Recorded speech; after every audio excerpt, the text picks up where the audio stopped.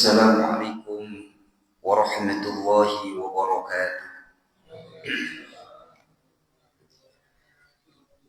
Ila hadratin Nabi Mustafa Muhammad sallallahu alaihi wasallam wa ala alihi wa ashabihi wa ahli baitihi wa ila jami' ikhwanihi min al-anbiya wal mursalin wal awliya wa syuhada was-salihin sahabati wa tabi'in wal ulama ila 'amilin wal musannifin wal mukhlasin jami'il malaikati al-muqarrabin wa khusus khususan syamil qadir al-jilani radhiyallahu anhu. ثم إلى جميع آبائنا وأمهاتنا وجداتنا وجداتنا وإخواننا وأخواتنا جميع أستاذنا جميع مشايخنا ومشايخ مشايخنا ونخص المصنف في هذا الكتاب شيخ عمر عبد الجبار وأصوله وفروعه ومن انتسب إليه اللهم نفعنا بعلومه في الدارين آمين. الفاتحة. أعوذ بالله من الشيطان الرجيم. بسم الله الرحمن الرحيم. الحمد لله رب العالمين الرحمن الرحيم مالك يوم الدين إياك نعبد وإياك نستعين اهدنا الصراط المستقيم صراط الذين أنعمت عليهم غير المغضوب عليهم ولا الضالين آمين. بسم الله الرحمن الرحيم. الحمد لله رب العالمين والصلاة والسلام على أشرف الأنبياء والمرسلين سيدنا ومولانا محمد وعلى آله وأصحابه أجمعين. أما بعد. Para alim, para ulama yang kita muliakan, semua guru kita yang telah menuntun kita, para sesepuh, para binispuh, para jamaah ibu bapak yang dimuliakan Allah Subhanahu wa ta'ala. Alhamdulillah, malam ini kita bersama-sama dipertemukan kembali dalam kebaikan setelah kita menunaikan ibadah sholat maghrib, kemudian membaca aurat, teruskan dengan thalabul ilmi.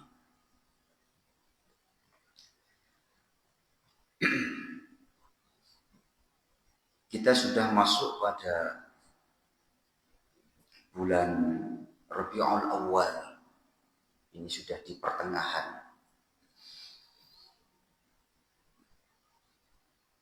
Betapa bulan ini kita menyaksikan di sekian banyak tempat diadakan maulid, pembacaan sholawat, dan seterusnya. Sementara kita dalam pelajaran kita ini tidak mengenal bulan. Ya, sebab yang kita pelajari ini kan berkaitan pula dengan sejarah Nabi kita. Karena itu, ketika Nabi Muhammad SAW melakukan dakwah secara sirri, secara rahasia, itu Allah berikan satu modal sosial yang cukup dengan masuknya tokoh-tokoh sentral, keimanan tokoh-tokoh sentral yang percaya kepada Allah, beriman kepada Allah dan Nabi Muhammad. Istrinya sendiri Khadijah, kemudian Abu Bakar. Abu Bakar ini kalau kita tarik garis ke atas, itu masih saudaranya Nabi Abu Bakar. Selain Abu Bakar ini tokoh orang kaya, saudagar yang sidiskani, mengenal Nabi sejak muda. Kemudian ada tokoh semacam Zaid bin Harithah, ini budaknya Nabi yang beriman. Ada Ali bin Abi Thalib, ada Zubair bin Awwam, ada Utsman bin Affan, dan tokoh-tokoh sentral lainnya. Ini menjadi kekuatan Nabi kita untuk kemudian mendeklarasikan diri setelah Allah turunkan fastu maru. Ayat ini sebagai penanda bahwa dakwahnya Nabi tidak usah delik-delik, orang usah nyingit-nyingit, harus terus terang. Sebab untuk menandingi hal yang bersifat negatif itu dengan mensyiarkan yang positif, itu yang negatif ini menjadi tereduksi, menjadi berkurang. Maka kebaikan harus disiarkan. Supaya apa? Yang jelek saja itu kadang-kadang di-blow up sedemikian rupa. Seolah-olah yang jelek ini akhirnya menjadi satu role model. Padahal itu jelek. Maka yang baik harus betul-betul di-blow up juga untuk menyeimbangkan. Bayangkan kalau kemaksiatan itu senantiasa disiarkan, terjadwal sedemikian rupa, sementara yang baik seperti ini tidak disiarkan, itu akan menjadi problem.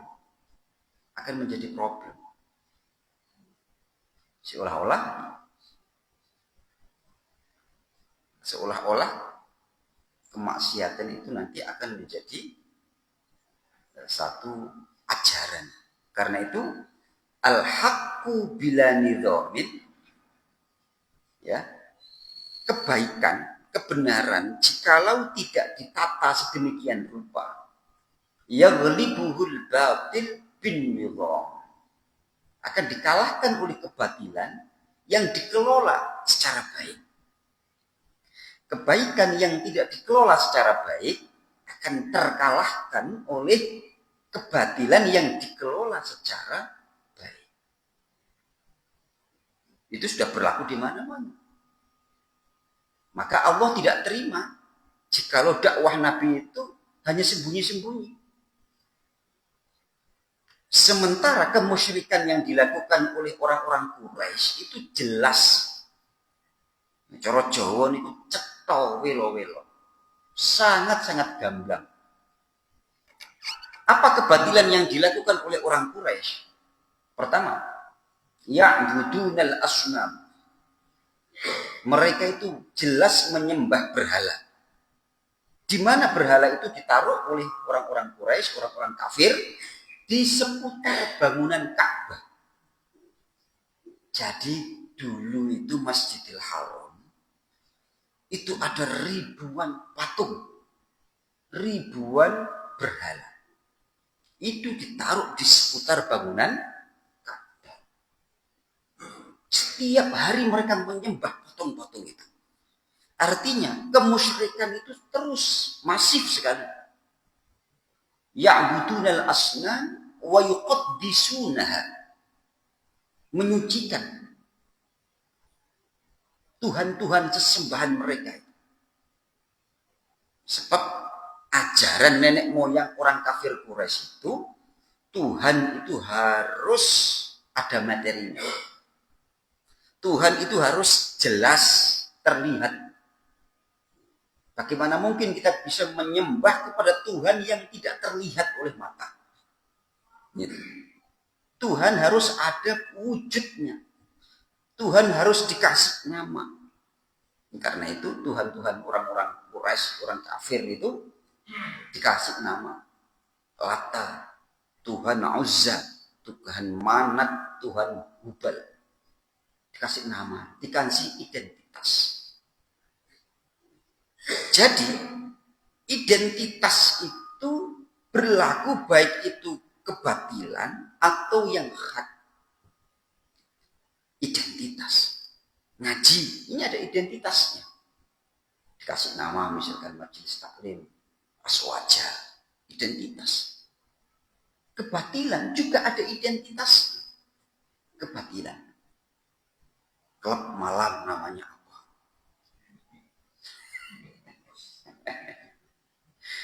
Enggak usah disebut, itu di Indo malah belayan. Ya. tempat-tempat judi online ada namanya, ada identitasnya, mudah sekali diakses, saking mudahnya, gitu. Nggak sengaja pun kita terjebak di dalamnya. Itu saking hebatnya manajemen mereka itu. Maka al-haqqu bila nidhamin, kebaikan, perkara yang hak jika tidak diatur, dikelola secara baik, terkalahkan oleh kebatilan yang dikelola secara profesional. Ini luar biasa. Identitas. Jadi orang-orang musyrik itu secara gamblang setiap hari itu melakukan kebatilan.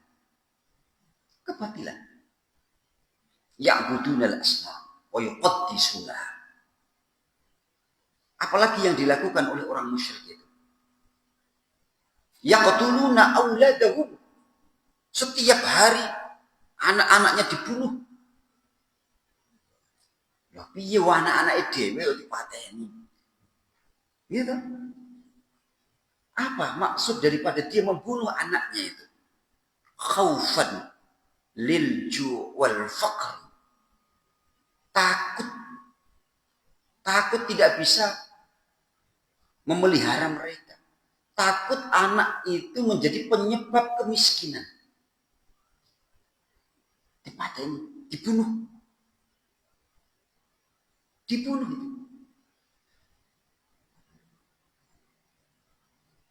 Kemudian wayadfinuna banatihim, punya anak keturunan kok perempuan, langsung dipendem, langsung dikubur hidup-hidup.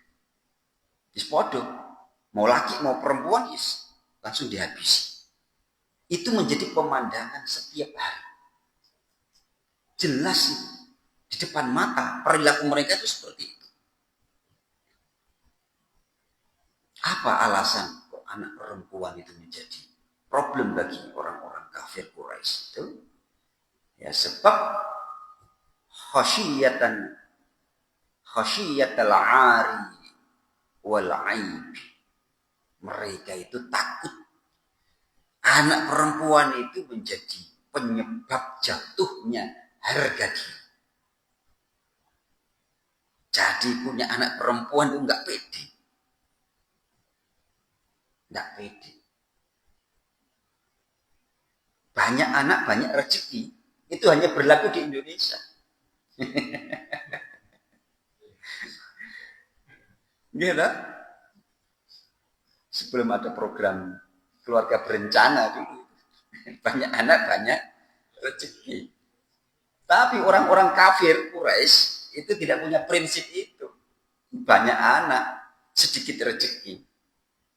Akhirnya apa? Dibunuh satu-satu. Masya Allah, kayak gitu. Wala taqtulun nafsal lati harramallahu illa bil haqq. Makanya membunuh itu dalam konteks agama Islam itu, jikalau tidak pada konteksnya, itu sudah pidana yang paling berat, kisos hukumnya. Jadi membunuh hukumannya ya dibunuh. Itu kisos. Karena itu Islam hadir, dakwah Nabi kemudian secara terang-terangan. Itu kalau kebatilan itu selalu terang-terangan setiap saat, maka dakwah kepada kebaikan harus pula terang-terangan. Itu. Nah ini menjadi dakwah kita sekarang ini. Jadi kegiatan-kegiatan yang positif yang menjadi program masjid ini harus disiarkan, kasih pengumuman, di blow up, di share di grup-grup, kasih papan pengumuman dan seterusnya. Itu untuk menyeimbangkan potensi-potensi kejelekan yang di blow up juga, sehingga imbang. Jangan sampai kemudian kita yang baik itu terkalahkan oleh yang jelek, tetapi karena ada frame yang sangat masif sehingga seolah-olah menjadi satu pranata yang disepakati. Jadi kejelekan yang menjadi kesepakatan bersama akhirnya begitu. Wah, ini kan berbahaya. Maka kita harus pede. Harus betul-betul pede. Maka dakwah Nabi secara terang-terangan itu setelah Allah menurunkan ayat fasda' bima tu'maru wa'arid 'anil musyrikin. Ayat ini sebagai cut off, sebagai pembatas antara dakwah secara sirri dan dakwah secara terang-terangan. Itu setelah turunnya ayat fasda' bima tu'maru wa'arid 'anil musyrikin. Nah, kemudian ketika dakwah itu secara masif dilakukan oleh Nabi, Nabi perlu melakukan strategi yang jitu supaya dakwah ini tepat pada sasarannya. Apa itu? Mengumpulkan saudara-saudara terdekat. Orang-orang terdekat Nabi itu dikumpulkan. Jama'an nabiyyu ahlahu wa aqaribahu. Lamma nazala alaihi qawluhu ta'ala anzir ashirataka al-aqrabin wa anzir ashirataka al-aqrabin. Jadi sasaran dakwah atau strategi dakwah Nabi yang pertama adalah keluarga terdekat. Ini menjadi penting untuk kita. Siapa keluarga kita itu? Pertama, yang memiliki hubungan nasab sedarah dengan kita. Anak sedarah, cucu sedarah. Itu kalau turun ke bawah. Kalau menyamping, kita punya adik mungkin. Adik punya anak berarti keponakan kita. Menyamping baik itu ke kanan ataupun ke kiri. Kita punya adik, kita punya kakak. Itu semuanya kan keponakan kita. Ke atas kita punya kakak dan seterusnya. Itu semuanya adalah orang-orang yang punya garis keturunan nasab dengan kita. Itu saudara. Nabi juga melakukan hal demikian. Keluarga terdekat dahulu yang menjadi skala prioritas. Yang kedua, yang terdekat ini adalah selain saudara yang memiliki hubungan nasab, adalah orang-orang yang segaris dengan kita. Baik itu cara pandangnya, orientasinya, atau dalam bahasa organisasinya visi, punya visi yang sama. Kemudian pertemanan atau persaudaraan non nasab. Yang ini kalau kita lebarkan seperti tetangga kita, kawan kita, teman kita, orang-orang yang berada di sekitar kita. Itu yang harus menjadi kata kunci yang pertama. Sehingga setiap program apapun, jika lo ingin sukses, adalah orang-orang yang berada di sekitarnya terlebih dahulu. Karena itu menjadi ironi, jikalau ada program-program sosial kemasyarakatan, itu tetangga terdekat, orang-orang yang terdekat, itu tidak menjadi skala prioritas, sementara yang jauh menjadi skala prioritas. Gitu. Maka yang terdekat terlebih dahulu harus selesai. Anak kita ngajinya harus selesai. Sholatnya kudu pinter. Istiqomah kudu tenanan. Itu anak kita. Menturun lagi ke cucu kita. Setidak-tidaknya kalau kita ini punya iman kepada Allah, mereka harus punya iman kepada Allah yang sama. Jangan sampai lepas.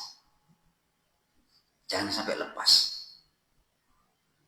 Ini menjadi kata kunci sebab Nabi di dalam berdakwah kepada saudaranya itu, materi pertama yang disampaikan oleh Nabi adalah tentang iman. tentang keimanan. Makanya angkidu anfusakum. Angkidu anfusakum. Selamatkanlah diri kalian minan nar, dari neraka. Artinya apa? Iman kepada Allah. Inni nadhirul lakum min adzabin syadid. Saya mulai detik ini menjadi juru pengingat supaya kalian semuanya tidak tergelincir kepada siksa yang sedih, yang menyedihkan. Iman. Kunci pertama keimanan. Sebelum bicara tentang akhlak kepada sesama, iman terlebih dahulu. Nah, iman ini harus dikawal dengan ilmu. Jangan sampai iman ini hanya iman saja. Istilah coro Jawa itu bloko suto, boten. Tapi iman harus dikawal dengan ilmu. Contoh, Nabi mengajarkan kita harus beriman kepada Allah. Siapa Allah ini? Allah adalah zat yang menciptakan. Selain Allah, statusnya diciptakan. Ada subjek, ada objek. Berarti di dunia ini subjeknya adalah Allah. Objeknya adalah makhluk. Siapa yang disebut makhluk selain Allah? Maka Allah punya sifat mukhalafatul lil hawadith, berbeda dengan yang baru. Siapa yang baru? Makhluk. Dengan demikian, semua makhluk ini statusnya baru. Baru itu berarti diciptakan. Sebelum ada yang baru, ya, maka Allah sudah ada. Karena Allah sudah ada sebelum yang baru, maka Allah ini memiliki sifat qadim, dahulu. Lebih dahulu daripada makhluknya. Analoginya adalah laptop ini baru. Diciptakan oleh siapa? Yang menciptakan, yaitu ahli komputer. Berarti sang ahli komputer menciptakan laptop ini sudah ada sebelum laptop ini ada. Analogi yang seperti ini adalah ilmu. Karena itu kalau ada argumentasi bahwa alam ini diciptakan dari ketiadaan, maka itu adalah argumentasi yang salah. Sebab alam ini ada, pasti ada yang menciptakan. Berarti yang menciptakan itu wujudnya ada. Ada. Berarti Allah itu ada, menciptakan sesuatu yang ada, yaitu makhluk. Maka yang diciptakan ini ada setelah yang menciptakan ini ada. Pokoknya ada terus. Yang dalam bahasa tasawuf ini disebut bikana makana wa biyakunu mayakun.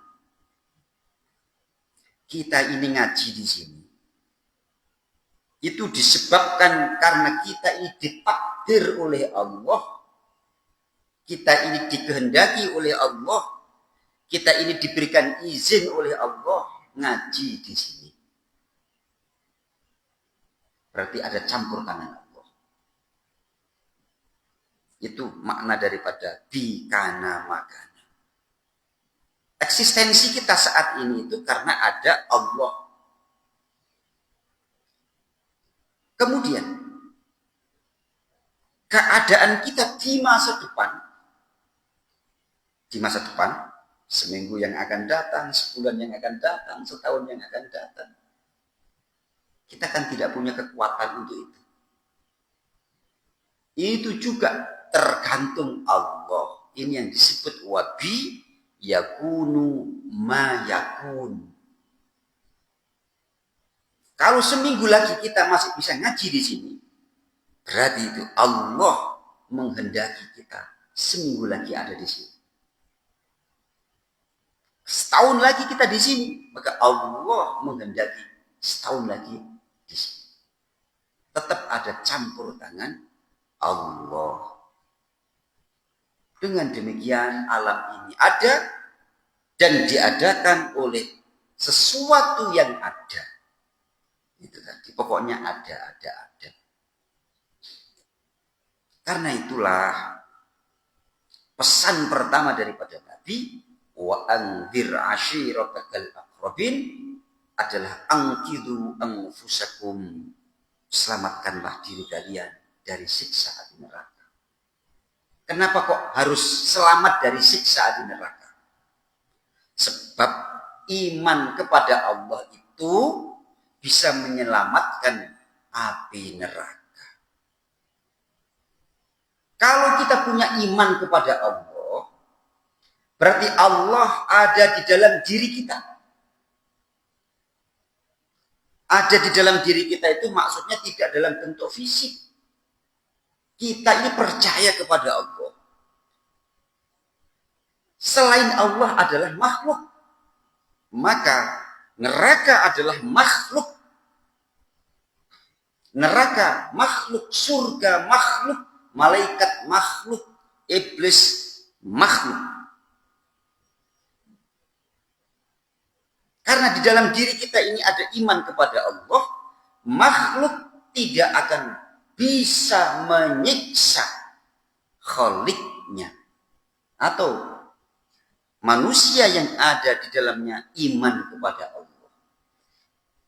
Berarti kalau kita beriman kepada Allah akan selamat dari neraka. Sebab neraka itu makhluk tidak akan berani menyiksa seseorang yang di dalam dirinya itu ada iman kepada Allah.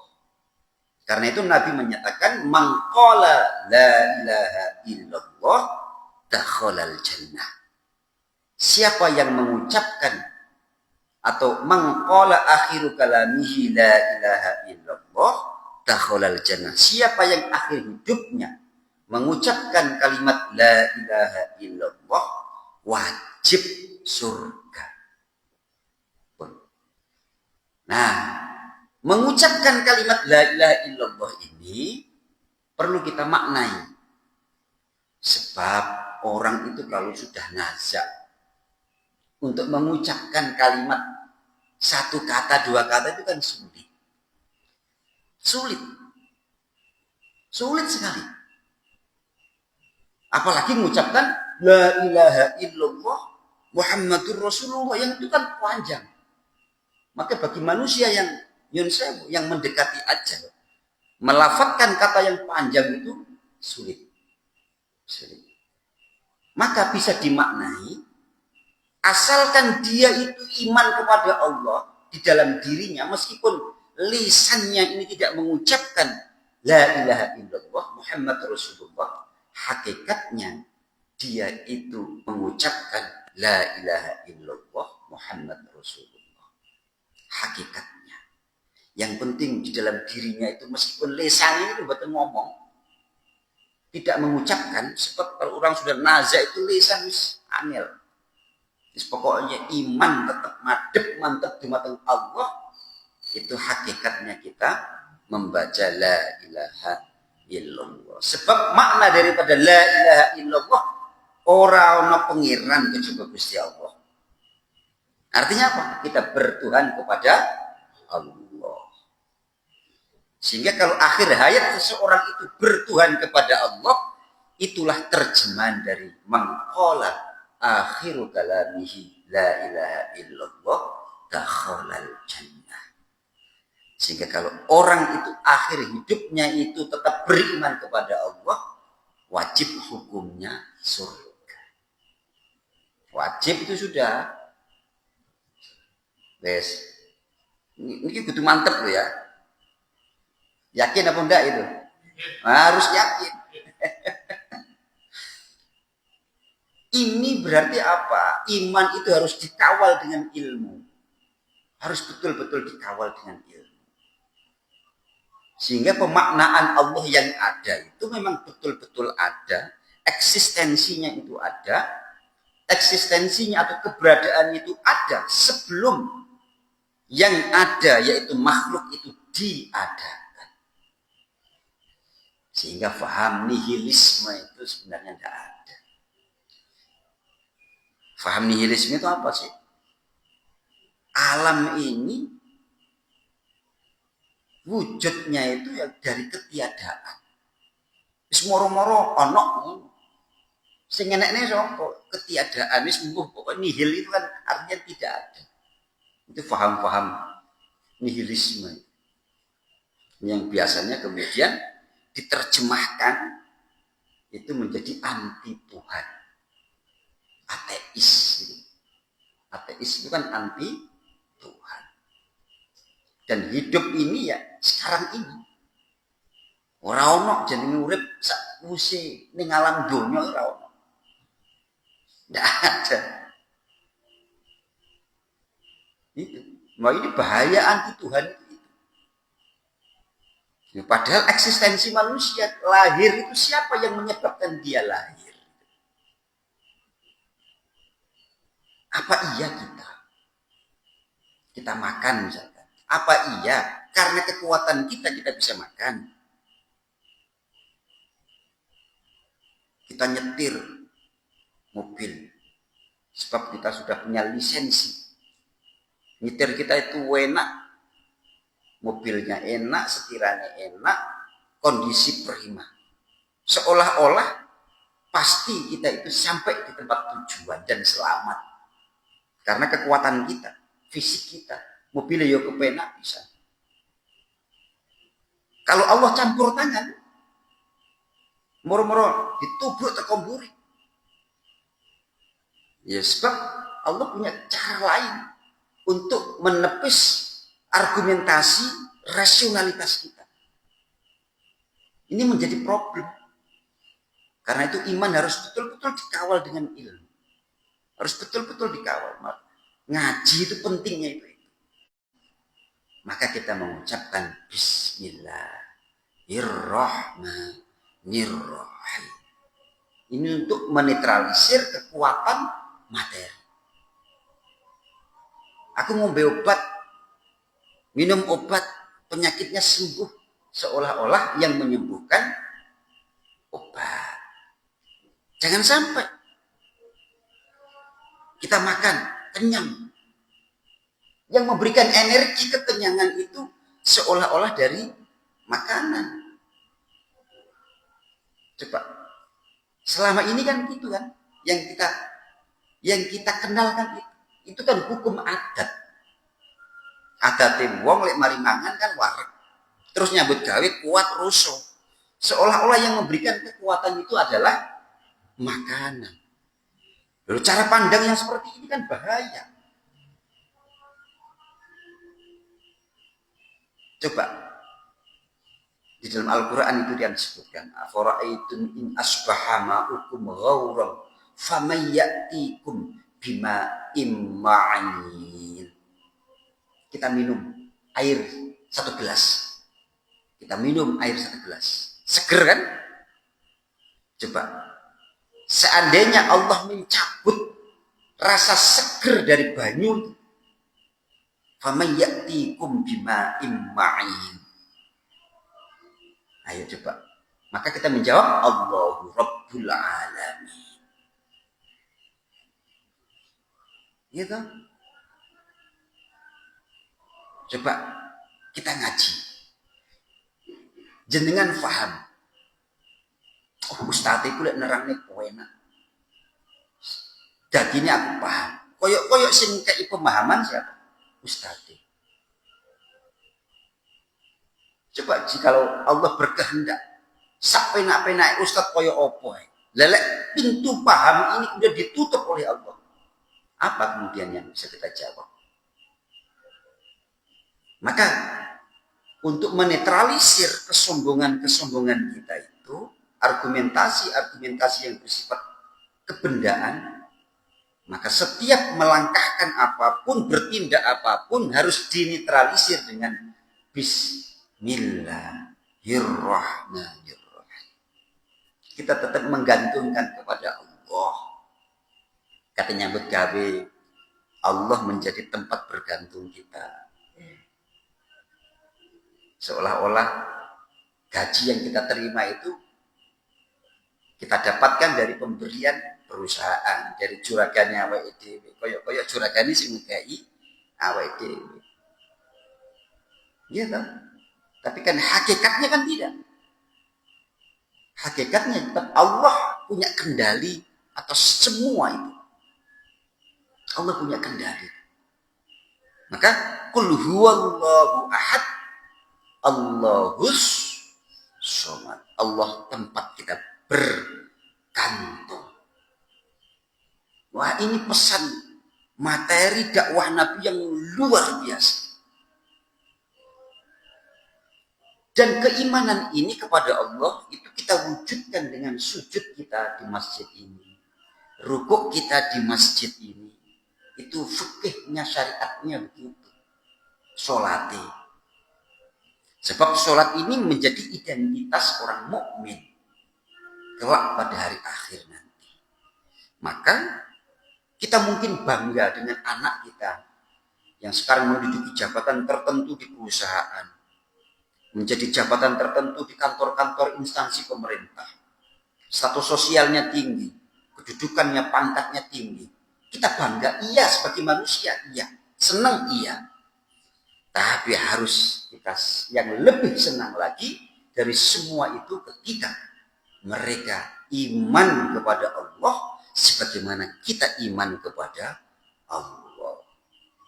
Kita lebih bangga ketika kita sujud di masjid, anak-anak kita juga sujud di masjid. Tidak ada yang bisa melebihi dari semua itu. Sebab ini yang menjadi kata kunci ketika kita selamat. Wa anzir ashiratakal aqrabin, anziru anfusakum minan nar. Ini yang menjadi materi pertama. Sebab kalau ini sudah dapat, yang lain-lain gampang semua. Implementasi dari iman ini kalau dijabarkan, itu banyak sekali. Ini termasuk kita baik dengan tetangga, kita hormat orang tua, cinta tanah air. Itu semua adalah implementasi dari iman. Tetapi kata kuncinya kan tetap iman kepada Allah. Sampun bisa.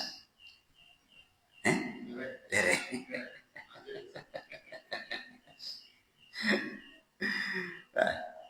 Harus dikawal dengan ilmu.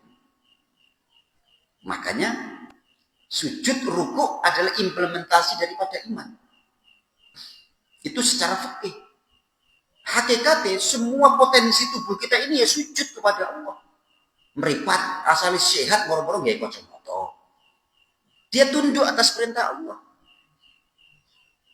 Tangan kuat tiba-tiba lunglai, dia tunduk karena Allah menghendaki tangan ini lunglai. Yesus sujud. Tubuh asalnya kuat, fitness 30 kilo kuat, moro-moro lunglai, wis wayah ngaso 5 kilo ora kuat. Itu berarti semua potensi tubuh ini sujud dan tunduk kepada Allah. Makanya Nabi mengatakan, sajadalaka wajhi, wajah saya sujud. Wah, basori, mata saya ini sujud. Wa mukhi, sampai otak saya ini juga sujud. Wa asbi, dan sumsum saya juga sujud. Sampai seperti itu.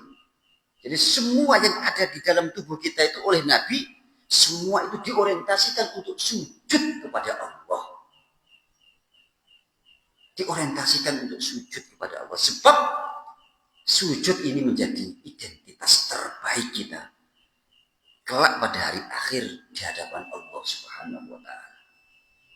Maka pesan pertama daripada Nabi itu, inni nadhirul lakum min adzabin syadid. Bisa dipahami ya? Jelas napa blas? Ya sudah bahan sedikit yang kita pelajari menambah iman kita, menambah kecintaan kita kepada Allah Muhammad sallallahu alaihi wasallam. Allahumma shalli wa sallim ala sayyidina Muhammad wa ala ali sayyidina Muhammad. Alhamdulillah rabbil alamin. Allahumma inna nas'aluka 'ilman nafi'an wa 'amalan mutaqabbala wa rizqan halalan tayyiban wasi'an wa shifaa'an min kulli da'in saqam bi rahmatika ya arhamar rahimin. Sallallahu ala sayyidina Muhammad. Alhamdulillah rabbil alamin. Assalamualaikum warahmatullahi wabarakatuh.